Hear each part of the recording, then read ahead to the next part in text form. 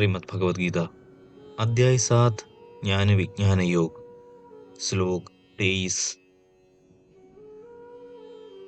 अंधवत्तु फलं तेषां तद्भवत्यल्पमेधसाम् देवान् देवयजो यान्ति मद्भक्ता यान्ति मामपि।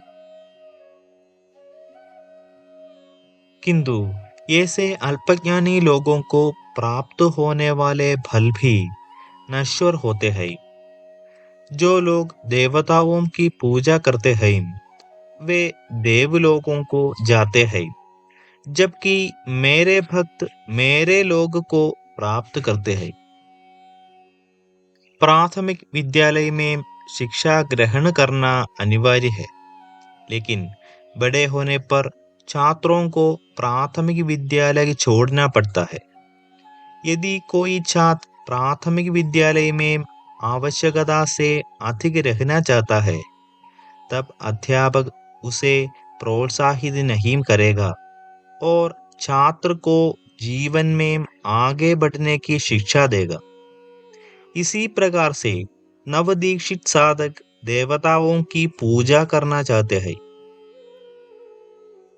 इस अध्याय की 21वें श्लोक में किए गए वर्णन के अनुसार श्री कृष्ण उनके विश्वास को दृढ़ करते हैं, किंतु श्रीमद् भगवत गीता छात्रों के लिए कोई प्राथमिक विद्यालय नहीं है और इसलिए वे अर्जुन को आध्यात्मिक सिद्धांत समझने के लिए कहते हैं।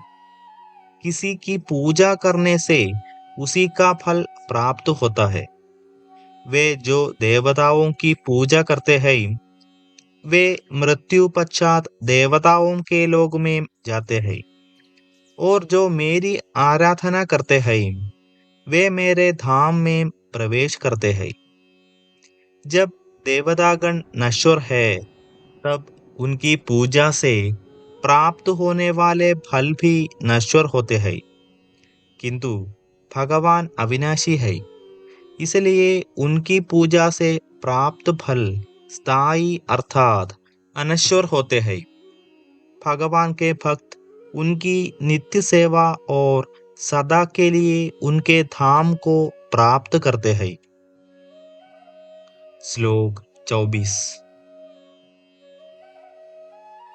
अव्यक्तं व्यक्तिमापन्नं मन्यन्ते माम बुद्धयः परं भावमजानन्दो ममाव्ययमनुत्तमम्।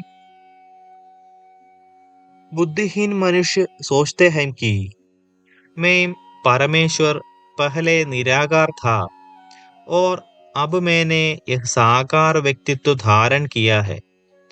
वे मेरे इस अविनाशी और सर्वोत्तम दिव्य स्वरूप की प्रकृति को नहीं जान पाते।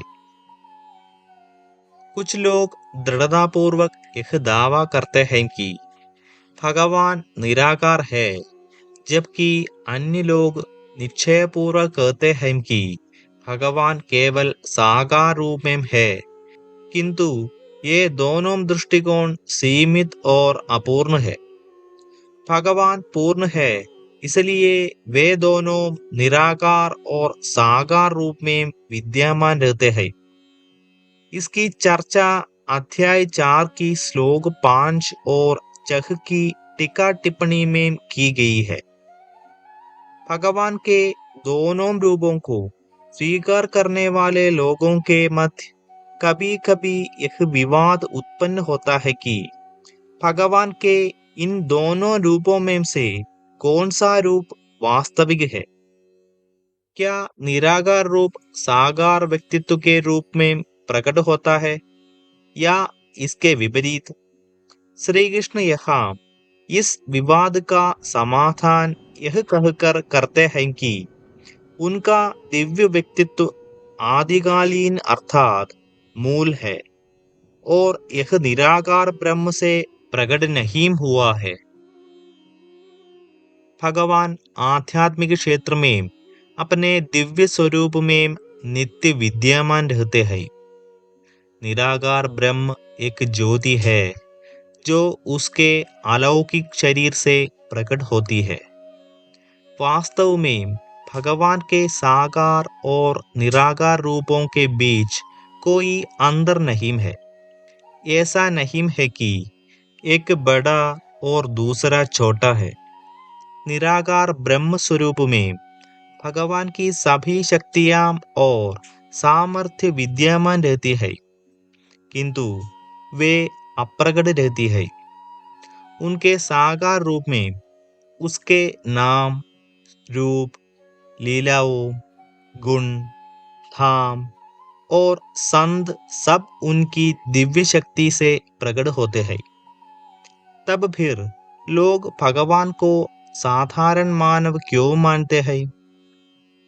इस प्रश्न के उत्तर की व्याख्या अगले श्लोक में की गई है। आगे हम विस्तार से चर्चा करेंगे।